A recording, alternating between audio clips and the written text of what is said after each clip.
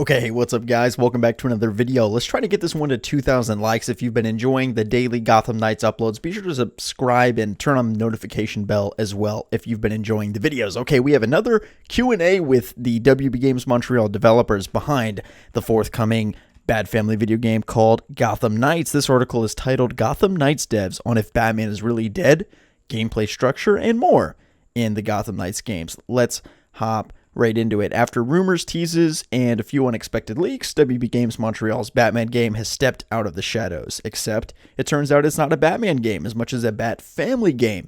Gotham Knights brings together Batgirl, Robin, Nightwing, and Red Hood for an ambitious open-world crime caper that will pit players against iconic villains to keep Gotham safe. And of course, they mention here that Batman is dead in this universe, and they're asking, is he really dead? Is he a Court of Owls? Is he a Talon? You know, whatever. And they ask him this outright. They ask both Fleur Marty and also Patrick Redding if this is the case. And here's the question. It's been a while since you guys have been in the public eye, and a lot has changed around the last game that the studio has made, and the narrative around it has evolved. You folks aren't exactly the same team that made that game, which they're referring to Arkham Origins, but I'm interested in what your image of yourself as a studio is. By the way, I'm interested to know, what do you guys think about Arkham Origins? Because it's gone through a couple phases in the community, which is really weird. Because at first, it was met with mixed reception, and it wasn't very positive. Like, let's say 2013, 2014. And then 2015, 2016, after the release of Arkham Knight, there was a whole contingency of people that were insistent that it was not only severely underrated, but some people were saying it was the best Arkham game. And some people still believe that. I think especially if it was maybe your introduction into the franchise. I think it's a very good game. I think I wouldn't go so far as to say it's underrated, because I think it's rated pretty accurately. You know, people note that it is maybe not one of the best Arkham games. I wouldn't put it in the top 2, let's say. I definitely wouldn't put it up there with Arkham City or even probably Asylum. But it has its strengths, and it's a pretty well-made game. And to say that it's terrible or dismiss it from this series and franchise entirely, I would not be in favor of, and I think most people are not on that boat either. So anyway, continuing with GameSpot's first question, a lot of people think you guys are the underdog next to Rocksteady, and over time people have shown a lot more love for Arkham Origins. Do you guys think of yourselves, your legacy in the Arkham franchise, and what you want to bring to Batman? And Fleur Marty says, well, so as you said, we are not the same team who made Origins. Of course, we are living with the legacy of the studio and the games that have been put out before. But right now, we are so excited to have the opportunity to take on a whole new take on the Batman franchise and to explore a completely different universe than the Arkham one.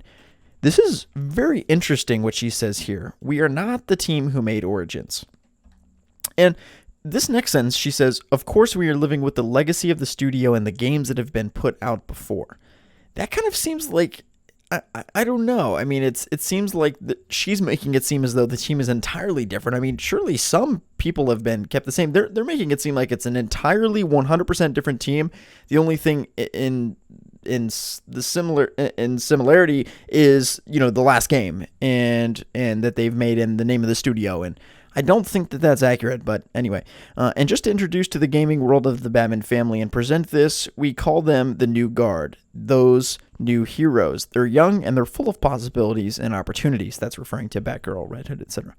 And I think that actually speaks to the studio itself. A lot of the team is actually new and full of hope and exploring new opportunity. So, I mean, that all sounds good there. That makes sense. Next question. Patrick responds here. Yeah, and to echo that, being in the Montreal development space, obviously we're pulling people together. That's a huge part of AAA game development experience. And it does feel like a new guard in a lot of ways. And at the same time, it's also bringing in and integrating people at the studio who worked on Arkham Origins and had worked on, in a supplemental way, on our Arkham Knight. I think he's referring to the Batgirl DLC, which was developed by Montreal. And so we have this interesting DNA that combines a lot of different influences and experiences, and is kind of just the perfect soup to just start working on this new take on the franchise and on this IP. So I think that it's interesting the way in which they're sort of explaining, well, yeah, there are still many people that worked on Origins. I think that's great. I mean, it's great to have that legacy of the studio. I would be kind of surprised if it was an entirely different studio. So, I mean, that makes total sense to me. Okay, here's a really good question. How did you reach the Gotham Knights idea and the team-based thing? Obviously, the Arkham series is massively important, and with Rocksteady moving on from it, most people would have thought, oh, it makes sense for W Montreal to pick up where they left off and carry on. But you've gone full pivot in another direction. How did you reach that? And was there any trepidation around that? It is quite an ambitious move going from one character to 4. Patrick Redding says, I mean, it is very much a decision that we arrived at early on. And what I would say is it's about finding a new formula. It's not, once again, this is another tease for more sequels and installations with DLC, story packs, and hopefully future games, maybe with the Teen Titans, etc. It's not about trying to replace or just continue or prolong the thing. It's about saying, okay, let's take a step back and take a different look at the Batman universe and what are some of the opportunities that haven't yet been explored. This is fantastic, and this is why I love the decision to make this a Bat Family game, because that is the greatest flaw of Batman Arkham, is that it does not explore its side characters enough. There's too much focus on not just Batman, but also his villains. Now, there is a tendency for content that focuses on Batman villains to be the best. Arkham City focused a lot on the Joker. The Dark Knight obviously focused a lot on the Joker, so that's a trend, that Batman's villains sometimes carry the story, which is probably the opposite of a character like Spider-Man.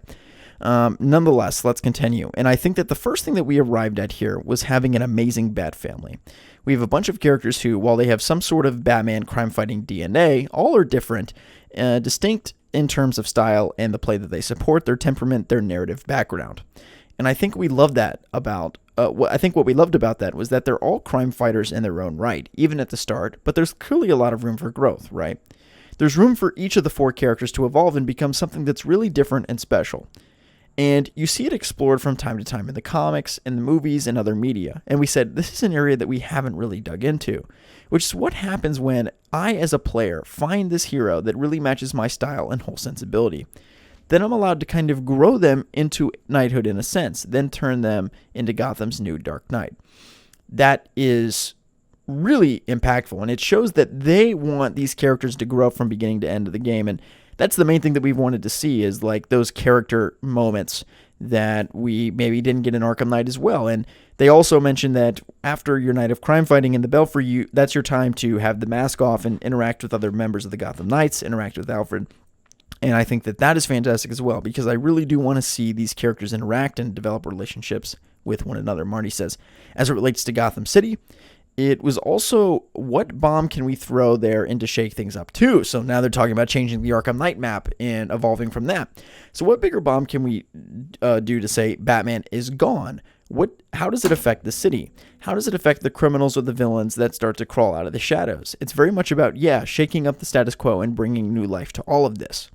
And Patrick concludes, it really did come with a different look at Gotham City. Gotham City suddenly has the whole other spotlight shown on it as a consequence of that first choice.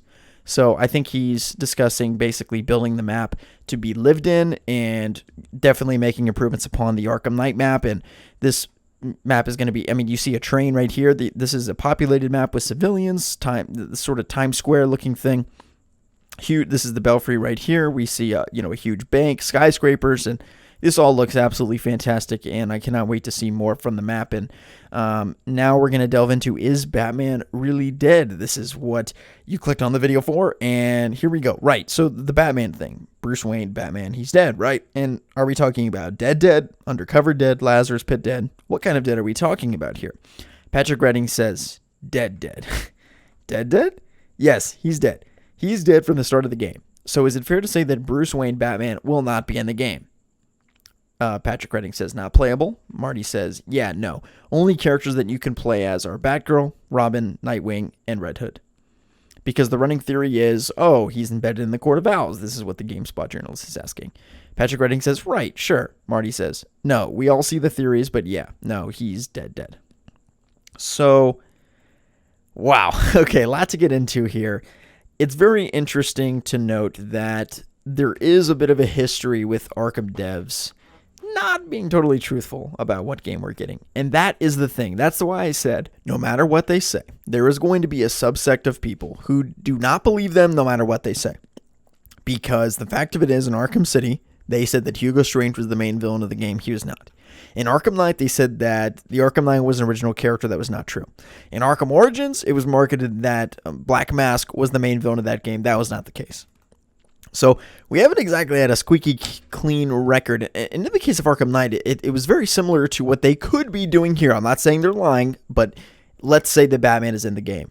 Well, let's go back to the Red Hood situation with Arkham Knight. What happened was they said, oh, there's this mystery character. His name is the Arkham Knight. What's going to happen to him? Where is he?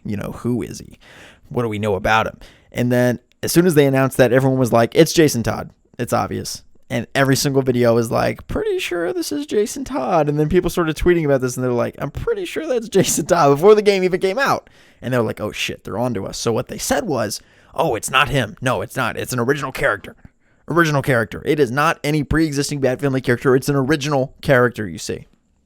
Now, this was a very sleight of hand, sneaky PR tactic, because the Arkham Knight is technically an original character, but Red Hood, the second Robin, obviously is not. So it was ultimately deceptive, because after that press release, we were all like, oh, never mind. It's not Red Hood. Never mind. And then when we saw it wasn't the game, we were like, oh, wait, you guys kind of just lied about that.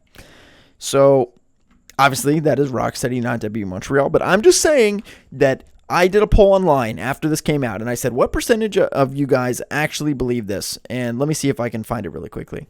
I asked, do you believe WB Montreal? And they say Batman is dead in Gotham Knights. We had almost 1,000 votes. 78% of people said, even after this, with Patrick Redding and Marty, like, even after that, I tweeted this after the fact, 78% of people do not believe them, okay? So that just goes to show you there is not a lot of stake that people are putting in this for whatever reason. Now, I actually believe them. But it is true. Here's what is true. Either way, they have to say this, because let's take it both ways. So option one, they're lying and Batman is in the game. Well, yes, at this point, we've already figured out the main plot twist with the Court of Owls, and he's embedded in the Court of Owls, and we figured that out way sooner than they wanted. So now they're going to lie and say he's not in the game, just to save the surprise, just like they did with Arkham Knight, saying it was original character when we were onto them. Okay, that's one avenue. So either way, the best thing for them to do actually is say, no, he's not in the game, honestly, because it has to be a surprise. That's the main marketing pitch. That's their main PR move. Is the week of, there's mumblings, oh, Batman's actually in the game, and then everyone goes out and rushes to buy the game. Now let's assume that he's not dead, which I think is actually the case, or that he is dead, which I think is actually the case. In other words, we're agreeing with what the devs are saying here. In that case, they need to level our expectations, because people are going into a game expecting a Batman game, and Batman's not in it. They're going to be pissed. So what they're trying to do is they're trying to level the expectations as best they can. I wouldn't say it's really working. They really need to, if he's not in the game, they really need to come out and, like, okay, they can't be any more clear than this, to be clear. They can't. He's dead. He's dead from the start of the game. He's not playable. He's not coming back. They said it as clearly as they can, but they need to say, hey, we understand that sometimes developers lie about stuff to maintain the secrets. I am telling you, I swear on whatever you want to swear on, Batman is not playable in this game. He is not, and he never will be. If he comes out and says that, then people will probably believe him. Like, looks into the camera, I, Patrick Redding, assure you that Batman, because as I said, I mean, this is after they said this. This is after the article. And then everyone's like, yeah, sure. That's what everyone is saying, right? So, I don't know. Okay, now here's a really good question regarding the Battle for the Cowl storyline, which is kind of asked about here by GameSpot. And Patrick Redding says, actually, the question I'll get to first. It says, how did you avoid falling into the same grooves that the other media has done with these characters? For example, Bruce Wayne has been dead in the comics a bunch of times, and in that scenario, Dick Grayson takes up the cowl and Damian comes along. Did you look at these kinds of stories and say, we can do this as well? Or was it a conscious case of, let's not do that, let's move away from that, let's not make Dick Batman, let's not do that kind of stuff? Patrick Redding says, I mean, we were really fortunate in a way because of our relationship with DC that we could get into a room, not only with the books, but with some of the creators of those books. And that's a tease for Scott Snyder, hopefully. Okay, we don't want to literally do a Battle of the Cowl game. That is a different plane of experience. It's also great that he just knew that off the top of his head, and he just delved right into that. We don't want to do a Battle of the Cowl game. That's a totally different plane of experience. And we have this sort of underlying mystery, and this kind of mystery with the Court of Owls that brings together a family that maybe hasn't talked to each other for a while, and then puts them in a position to try to figure out who's going to step up and try to fill the vacuum. By the way, I think he just confirmed that at the start of this game, the Bat family is separated, which is very interesting. I guess the trailer kind of teases that, right? That they're all doing their own thing. Anyway. Because as a player, that becomes my story. If I'm reading about it, then of course it's awesome to see all of the weird dynamics of that. But as a player, I want to know that whatever choice I make, the game supports it and it validates it, and it gives me huge potential to grow. We could look at those original stories, but we knew we had to have our own thing. We knew we were going to be coming up with our own original narrative, our own original take on these characters as they evolved, and the range of possibilities for each of the four. And yes, this frankly was one of the reasons we had to do our own interpretation and really build our own take on the DC Batman and DC Universe. It was to kind of build that in a way that would support this game and the player experience. Marty chimes in, and we know that some players, well, probably all of our players, will have their one favorite. And it's really important for us to say, well, whoever's your favorite, there is a cool outcome for them. And you won't be forced to stop playing because the story dictates that you have to play another character and grow that other character into the Dark Knight. So this is very interesting because she says, whoever's your favorite, there is a cool outcome for them.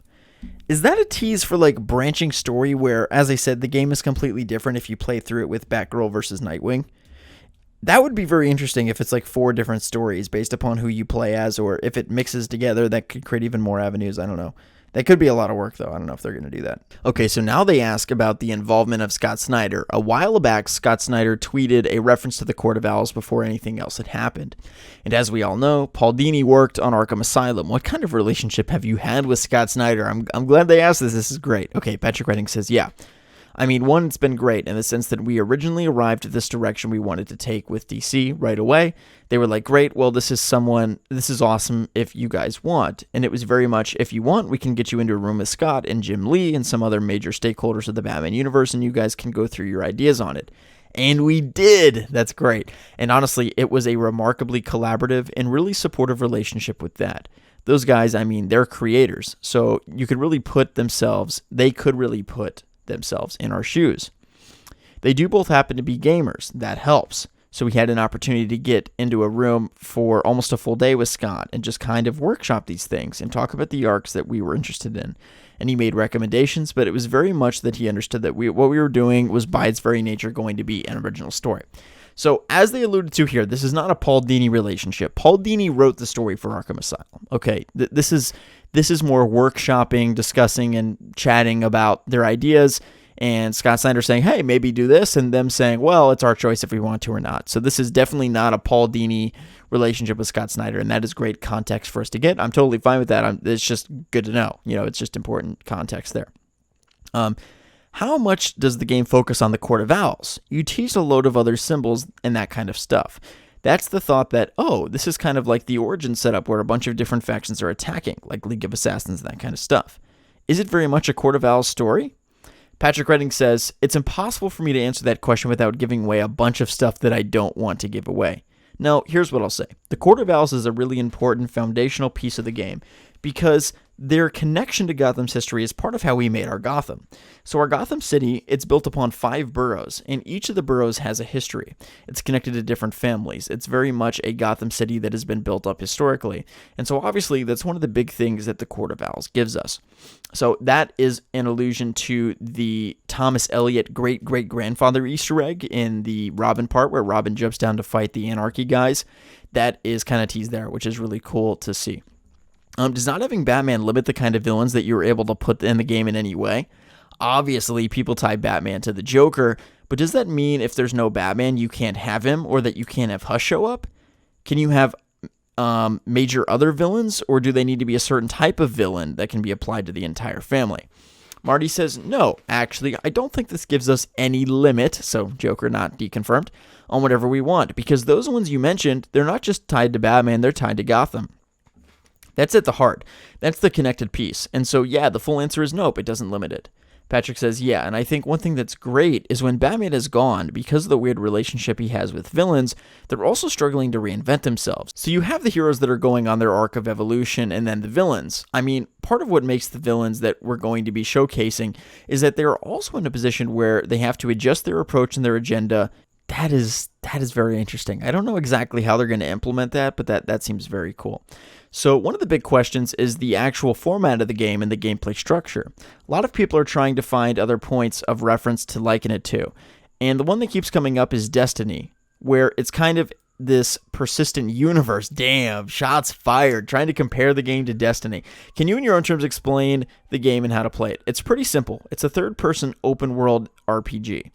I mean, that kind of sums it up. The whole game is fully playable solo. You can also play offline. There's no always online. On top of that, if you want to experience the co-op with a partner, there's a very seamless drop-in. It's that simple. Short answer is, I think that's what people are looking for. So they're basically saying it's not really like Destiny or the Division 2. I mean, because you can play the whole game single player. So it's still a single player action RPG at the end of the day. Next question. Structurally, is it similar to the old Batman games where you're going to points to find quest markers and then the story beats players out? So is it a regular single player linear game, or is it another point and solve thing? Or is it more traditionally like Witcher style with quest givers? So Redding says comparing ourselves to Witcher is probably a bad situation to do. But what I'd say is it's not what I would call the oatmeal chocolate chip cookie model of just go here and then trigger that. So it's not like a fully necessarily straight, yellow brick road single player story. It's a living, breathing ecosystem that supports a robust set of crimes out in the open world that could be committed by different factions under different circumstances. So that's kind of insinuating a branching system here with the plot and the villains, which is very fascinating, with different objectives and goals. And your ability to go in and disrupt that night after night is also what's helping to shape the entire city. Again, multi-night cycle confirmed. You're completing certain challenges and doing things for NPCs. All these things that are going to ultimately lead you to, in some cases, another major piece of the storyline. And I'm saying that both in terms of the major mystery arc as well as, for example, the villain storyline. So this is a very complicated interweaving story with side villains, and some of them directly relate to the main story, others do not. And you ultimately, it's not as cookie cutter as just, oh, it's a 6-hour story and you finish it in this way. Now, once you play the story many times, you know certain events that trigger the end of the game. But I think to start out, it's going to be very difficult to actually determine what is the main story, because it's not really like a single player 6-hour adventure like Arkham City. It's going to be, the side missions are going to be more integrated into the main game, which I'm very excited for. That sounds great. There are some risks with doing that, but no, I think overall that sounds fantastic. He continues here. So like everybody else, we try to balance out how much of it is an open world experience versus how much of it is a narrative driven experience. And what we came up with was a model, kind of a system that tracks the player through. They can kind of change lanes at their own liberty, which is great because it means different players are going to frankly experience that content in different ways. Marty said, and yeah, something to riff off of something that Patrick mentioned just in passing, but the night after night thing is actually really important because our game doesn't take place in just one night. It is over many nights. And then Patrick Redding says, many weeks and months of crime fighting and exploring our villain stories and all that. So, wow, I mean, this is going to be a massive game compared to a game like Arkham City in terms of story length. Absolutely massive. And they even alluded to being halfway through the Mr. Free story mission. So there's a lot to come from that. Can you clarify how the story part of that works? Does each character have their own story happening? Oh, these are such good questions from GameSpot. Okay, great. Marty said, yeah, I think the story is the same. You will get some nuances, of course, because some characters have special relationships with certain people in Gotham City. But the overall story is the same whoever you're playing. Wow, that's so interesting. And I really hope they accentuate the differences as much as possible before release. Like, I really want it to feel like 4 unique games. Because the fact of it is, Batgirl is going to approach the Court of Owls way differently than Red Hood is going to approach the Court of Owls in terms of the way that he even speaks to them and he or she and the dialogue and whatnot. So that is great, and I hope they focus on that as much as possible. So if I start the game as Batgirl and then replay it as Nightwing, they generally will be on the same path, but with minor nuances to it. Patrick Redding says, yeah, I mean, when you get into a major narrative beat, the person you're talking to, for example, like if you're speaking to a villain, their history with your character is often going to be reflected in the kind of dialogue that you're seeing. That is so cool. So even if the overall structure of the story remains consistent and it becomes something, you can dip into and out of the different characters if that's how you want to play it. As Flora put it, there's nuance. There's moments of nuance, the relationships in particular that is reflected. So basically the main plot is overarching, the overarching plot plot is the same, which is good to hear. But it will have changes based upon the characters. So certainly there would be value in replaying the story with all 4 characters individually as kind of, completing the game 4 times, which would be great to do. And as he said, that experience would be slightly different. One of the interesting things that you talked about during the narrative gameplay video was as you grew in your abilities, the enemies grow with you. That makes a lot of sense in terms of level scaling and that kind of stuff. From a design and player experience perspective, how do you balance keeping that challenging and maintaining the wish fulfillment, empowerment fantasy that people get out of being Batman? Patrick Redding says, so the long story short is that there are multiple axes for the player to progress on. It's their abilities, it's their gear, it's the specific loadout that they're bringing to the fight with them. So the player is constantly being presented with choices that they need to make. The second part of it is that when you're out in the open world, it's not to say that, oh, I'm level 10, so now everybody I face is level 10. There is kind of a range and mix of encounters and enemy types that you're going to be dealing with. So players they're going to be occasionally finding themselves in situations where they have a very strong sense of being more powerful than the enemies. In other situations, they're going to be more of an underdog. And I think that's great about, that is not, wait. And I think that's what's great about this is that we're not level gating our content. It's something where players have access to the content and to the whole world and to the crimes that are available to it. But they can at least assess whether this is a higher or lower risk situation for themselves via the level system. And I was thinking even about Arkham, as you progress in Arkham, you might not even notice it takes more punches to take guys out as the game, becomes, as you progress in the game. And also just the enemies are harder to take out. They have more gadgets and abilities and, shields and that type of thing. So this is completely normal for games. It's just that they're putting the level over the head, which makes it seem more like a Destiny thing. But I don't know. It's not a huge issue for me, although at first it did also kind of catch my attention. But Marty concludes here, I think it's really important to mention that there is no situation of, I can't go to that part of the city because the enemies are too high level. I need to climb my way to get there. The game is going to be scaling with you. I mean, that's fantastic. So they're really addressing a lot of the concerns with the Division and other loot-'em-shoot-'em games like that, and that's great to hear. Okay, I kind of have a nitpick about this next question. So they ask, how big is the city, and is there a convenient excuse to remove civilians from it like previous Batman games? It's Christmas in Origins, for example, and the people are scared and evacuate at night. Will the city be fully populated with cars and people, and is there a day-night cycle? And then Marty says, in terms of size, we have 5 boroughs that are across several islands, connected by bridges and all of that. So it's a fairly big city. But also to tie in with your question about population, it is a very dense city. That's something we really wanted to go and do, provide the fully living, breathing Gotham City experience to players. It's not a city where the population is missing or whatever. Of course, it takes place at night. So again, day-night cycle where you're playing at night. Daytime is when you're in the Belfry and you're busting and gearing up for the next night of crime fighting. So of course, okay, never mind. So, of course, you don't have crowds, but we have civilians. Now, that is the weird thing. So, of course, you won't have crowds. Now, I don't know about you, but sometimes at night, that's when the crowds are the biggest, especially on, like, a weekend night. I don't understand this. I feel like this is kind of an excuse to be like, oh, we're not going to have active things going on. I mean, are there like sporting events? And like, how lived in is the city? If it's just a sparse car every once in a while, that's not really a lived in city. It's like, oh yeah, there are civilians. But I don't understand the point of it's at nighttime, so of course nothing is going on. It's like, wait, what? If anything, more, sometimes cities are more awake at night. So anyway, yeah, I don't really like that. I wish they would have said here, yeah, not only is, the city massive and it's populated, but there's a ton going on, in the game. Instead, they're kind of like, yeah, nothing's going on because it's nighttime. And it's like, what? So anyway, yeah, I don't really understand that, but basically they're not going to be huge crowds, and sort of the level of population we saw in the gameplay with the cars driving is maybe something we can expect for the game. Hopefully we get to see the game at daytime too, like, the news is on and we can see a glimpse into Gotham at daytime. Redding says, I think it's an ecosystem, and to have an ecosystem, you need all the pieces of it, which means you need citizens, and you need the way they react to you as a vigilante or as a crime fighter versus how they'll react to you eventually when you kind of become known and trusted for them.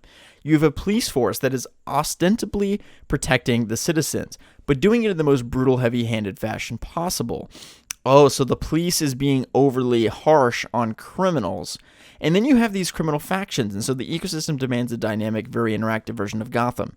And like Fleur mentioned, it's not just one night. You're going back night after night of patrol, night after night of party crashing on crime, which means the city needs to be very much alive and has traffic and all those sort of things. Or he says, yeah, and big enough to give you all of those things to do.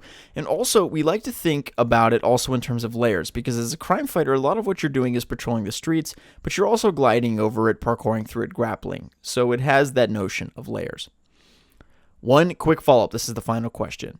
I'm going to do this, but people want to know, what does the game do if you try and run someone over? Patrick says, well, so yes, that is a very specific question. There are systems in place. RAI, one of the things they are good at is trying to avoid getting run over, particularly if they're a citizen. Obviously, we don't want to take away your fun. So if you're going to drive the bat cycle into the middle of a criminal activity in progress, there's a number of ways you could use the bat cycle to springboard yourself. And if you want to go super loud, just launch an attack, you can absolutely do it. And yeah, we make sure the AI is designed around that. Okay, so you can't murder a bunch of people. That's good. Kind of a good workaround with the bat cycle. Again, I called that. I was like, they're going to do the bat cycle because that is their way to get out of this dilemma of if you have the Batmobile, you can murder people. With a bike, you can't. So anyway, that's a great interview. More insight into the Bat family, some of the narrative choices, the involvement of the Court of Owls, and a lot of great questions about, is Batman really alive? Again, I want to know in the comment section below, do you really believe them? Do you actually believe Batman is dead? Let me know your thoughts. I don't know. I tend to want to believe them, but I do understand why people are skeptical. We'll just have to wait and see. Okay, thank you guys so much for tuning in. My name is Slickmuff. I will see you guys in the next video. Peace out.